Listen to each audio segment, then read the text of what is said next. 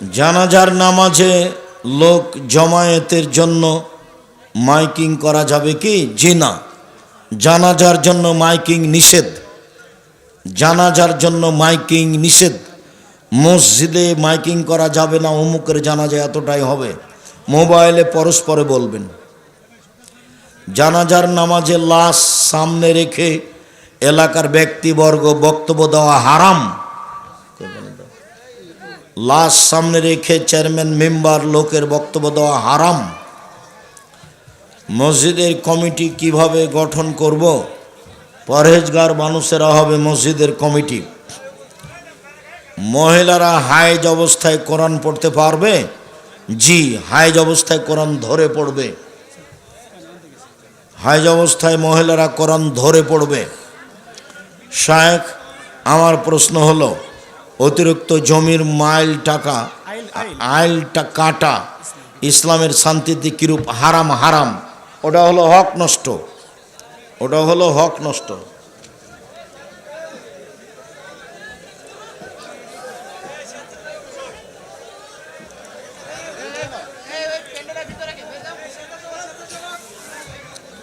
শোনো ভাইজানার, আপনার ধীরে বাম দিক থেকে বই নেন আর আমার দিকে চেয়ে থাকেন, আমি প্রশ্নের উত্তর দিই। একটি পরিবার এর একজন নামাজ পড়ে, বাকি সদস্য নামাজ পড়ে না। মালিক সবাকেই সালাত আদায়ের জন্য জোর চাপ দিবে। নাপিতকে ঘর ভাড়া দিয়ে সেই টাকা দিয়ে চাল কিনে ভাত খেয়ে ইবাদত হবে? হবে না, ও দাড়ি চাঁচে। ঘর ভাড়া অন্যকে দেন। স্বপ্ন দোষ হলে কি গুনাহ হয়? জি না, হয় না। স্বপ্ন দোষ হলে গোসল করতে হয়।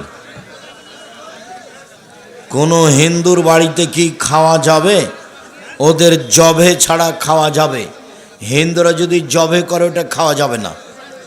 ওদের বাড়িতে প্রয়োজনে খাবেন, বন্ধুতালি হিসাবে খাবেন না।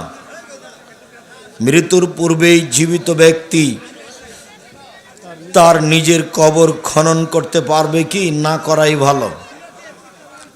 বলে যাবে ভাতিজা ভাতিজিদেরকে, না জেনে শিরক করলে কি সেই শিরকের ক্ষমা হয় না? সব সময় ক্ষমা চাইবে শিরক বেদাতের জন্য। না জেনে করলেও সেটা শিরক, এই জন্য ক্ষমা চাইতে থাকবে। আপনি বলেছেন 7 দিনের দিন আকিকা না দিলে আকিকা হবে না। জি, হবে না। আর আমি কারো নিচের নাম উল্লেখ করা আছে, এগুলো আমি চাই না। এই ছেলে, 90-97 সাল থেকে ফতোয়া লিখি, আর 16 সাল থেকে ফতোয়া বোর্ড পরিচালনা করি। কাজে তুমি কারো নাম বলে আমাকেও খাটো করো না, তাকেও খাটো করো না। যা বলছি সেটা মেনে চলো।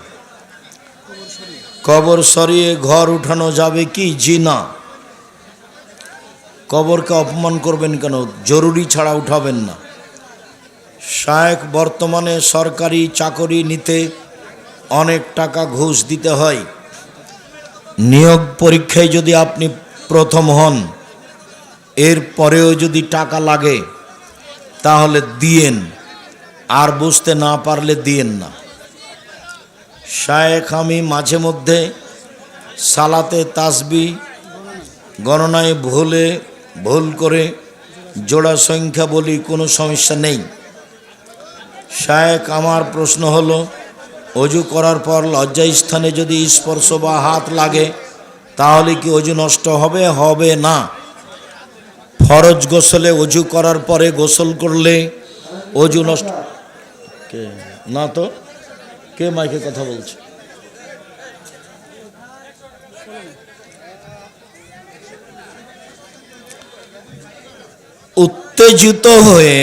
উত্তেজনায় উত্তেজিত হয়ে নারী অঙ্গে পুরুষ অঙ্গে হাত লাগালে অজু ভেঙে যাবে। উত্তেজনায় উত্তেজিত না হয়ে পুরুষ নারী তার পুরো শরীর অঙ্গ প্রত্যঙ্গ সহ ভালো করে ডোলে ধুয়ে গোসল করলে অজু ভাঙবে না। নারী পুরুষ একই হুকুম। নারী পুরুষ উত্তেজনায় উত্তেজিত হয়ে স্ত্রী অঙ্গে পুরুষ অঙ্গে হাত লাগালে অজু ভেঙে যাবে। তাছাড়া এমনিতেই শরীরের পুরো অঙ্গ ভালো করে হাত দিয়ে ডলে ধুয়ে গোসল করলে অজু ভাঙবে না। কোনো মজলিসে বা জানাজায় হাত তুলে দোয়া করা যাবে, জি না, বিদাত। বর্তমান সময়ে বিবাহ নিয়ে সমস্যা, যেমন জাদু করা, বান মারা, এসব থেকে পরিত্রাণ পেতে কোরআন ও সহিহ হাদিসের নাস ফালাক পড়তে থাকো তার গায়ে। জাদু সত্য মানে বান সত্য, জাদুটনা সত্য, মানুষ ক্ষতি করতে পারে। আল্লাহ পাক জান্নাত জাহান্নাম কোথায় রেখেছেন আল্লাহ ভালো জানেন। জাহান্নাম নিচে, জান্নাত উপরে।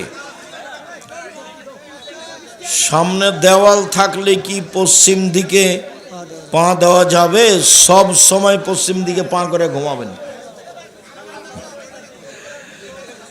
শুধু পশ্চিম চলে না পেশাব পায়খানায়, পশ্চিম চলে না কোথায়?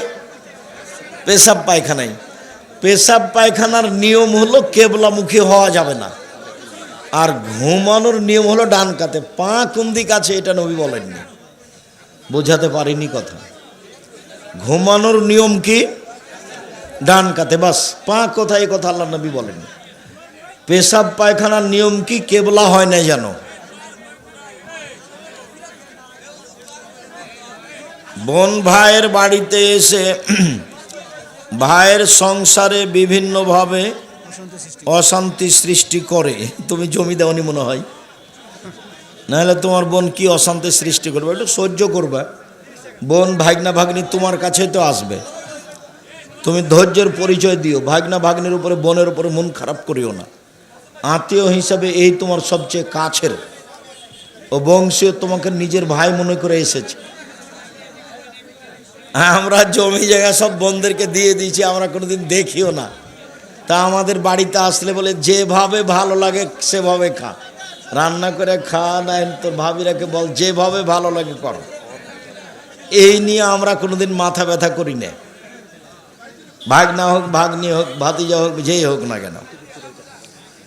একজনের জমি অন্যজন বেদখলভাবে করে খায়, জাহান্নামে চলেই গেছে, খালি মরতে বাকি আছে। ওগুলো হলো হক নষ্ট, বুঝতে পারছেন না? ওগুলো খুব বড় পাপ। মহতারাম প্রিয় শায়েখ, মসজিদ কমিটি আমাদের জমি নিয়ে সেখানে অস্থায়ী মসজিদ বানিয়ে কিছুদিন নামাজও পড়েছে। বর্তমানে সেই জমি আমাদের ফেরত দিয়েছে। আমরা সেই জমি অক্ষ করে দেইনি। এখন সেই জমি আমরা বাড়ি ঘর করতে পারবো? তো তোমরা মসজিদ কেন ছেড়ে দিল? যদি প্রয়োজন না এই জন্য ছেড়ে দিয়েছে, আর অক্ষ করে না দিয়ে থাকো তো কাজে লাগাও।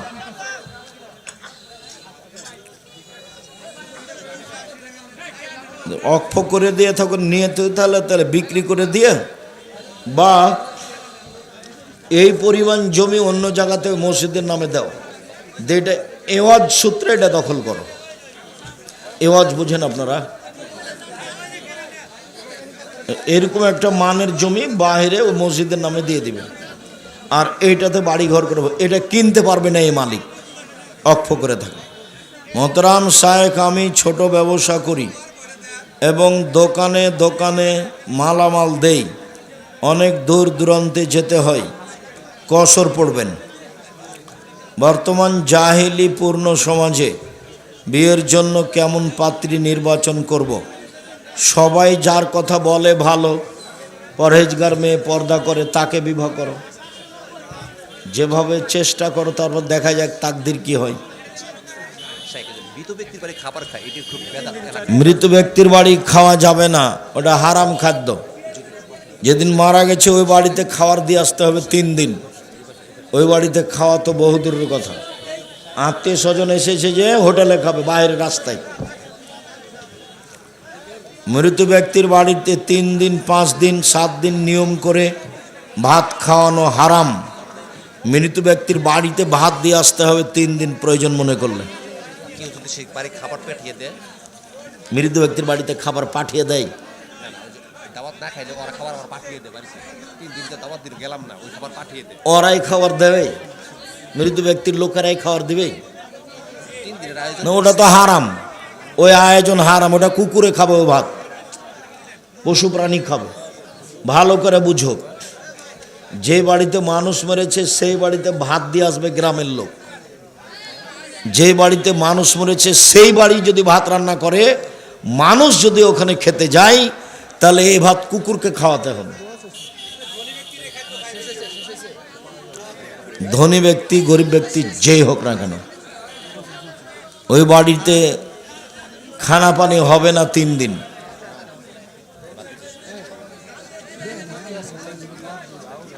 কেউ যদি দাওয়াতে অংশগ্রহণ করে, তাহলে তার বাড়িতে খাবার পাঠিয়ে দেওয়া যাবে না। ও তো দাওয়াতই তো হারাম, যদি আমার বুঝতে ভুল না হয়ে থাকে।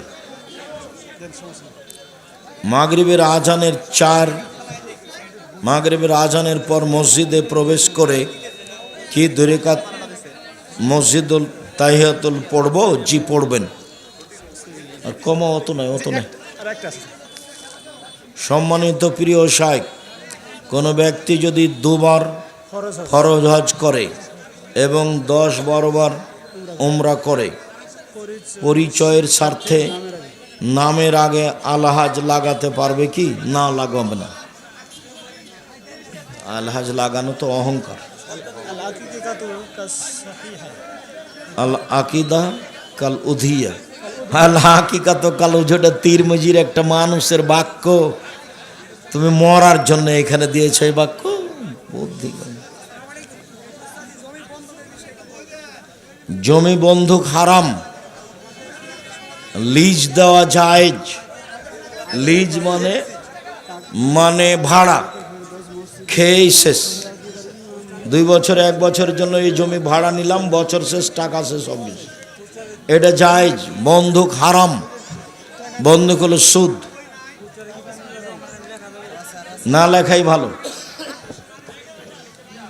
শুকরিয়া, জাযাকুমুল্লাহ খায়র। আল্লাহ আপনাদের কবুল করুক, আল্লাহুম্মা আমিন। সবাই বইগুলো নিয়ে যাবেন, কেউ ছেড়ে যাবেন না। আল ইতিসাম পত্রিকার সম্পাদক এখন আব্দুল্লাহ লিখে, আল ইতিসাম পত্রিকার সম্পাদকে আব্দুল্লাহ লিখে। আর সদাচরণ বই আছে মনে হয়, সদাচরণ, আজকের যে আলোচনা ছিল। জাযাকুমুল্লাহ খায়র, বারাকাল্লাহ। এইটা কি? আগরবাড়ি কাকমারি পাড়া জান্নাতুল ফেরদাউস মসজিদের জন্য সহিহ আকীদার ইমাম নিয়োগ করতে পারে, এজন্য দোয়া প্রার্থী।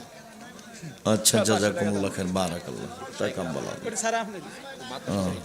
আচ্ছা, জাযাকুমুল্লাহ।